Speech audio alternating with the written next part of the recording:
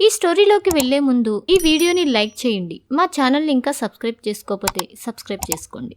సాగు అనే సినిమా ప్రమోషన్లో భాగంగా నాగబాబు కూతురు నిహారిక ఓ ఇంటర్వ్యూలో ఆసక్తికర వ్యాఖ్యలు చేసింది. ఆ ఇంటర్వ్యూలో నిహారిక నాకు పిల్లలంటే చాలా ఇష్టమని తెలిపింది. దీంతో సదరు యాంకర్ మిమ్మల్ని మళ్ళీ పెళ్లి కూతురుగా చూడొచ్చా అని ప్రశ్న అడగడంతో అమ్మో అది నాకు తెలియదు కానీ నాకు పిల్లలు కావాలనిపిస్తుందని నిహారిక అంది. నాకు పిల్లలంటే చాలా ఇష్టం. నా ఒపీనియన్ ప్రకారం పిల్లలు కావాలంటే ఖచ్చితంగా పెళ్లి చేసుకోవాల్సిందే. ఒక రిలేషన్ వర్కౌట్ అవ్వకపోతే దానికి అనేక కారణాలు ఉండొచ్చు. అలాంటి కొన్ని కారణాల వల్లనే నా పెళ్లి వర్కౌట్ అవ్వలేదు. అలా అని మళ్ళీ ఒకరిపై ప్రేమ పుట్టదు అంటే అది మూర్ఖత్వమే అవుతుంది. త్వరలో పెళ్లి చేసుకుంటా అని చెప్పలేను కానీ పెళ్ళైతే చేసుకుంటా అని నిహారిక చెప్పుకొచ్చింది. ఇక తనని ఎక్కువగా బాధ పెట్టిన సంఘటన గురించి చెబుతూ రాడిసన్ పబ్ కేసులో తనను అన్యాయంగా ఇరికించారని నిహారిక తెలిపింది. ఆ రోజు పబ్ లో మా స్కూల్ ఫ్రెండ్స్ ని కలిశాను. 6 నెలల తర్వాత వారిని కలవడంతో సరదాగా కొద్దిసేపు కబుర్లు చెప్పుకున్నాం. అయితే పబ్ లో వచ్చే సౌండ్స్ కొంచెం ఇబ్బందిగా అనిపించడంతో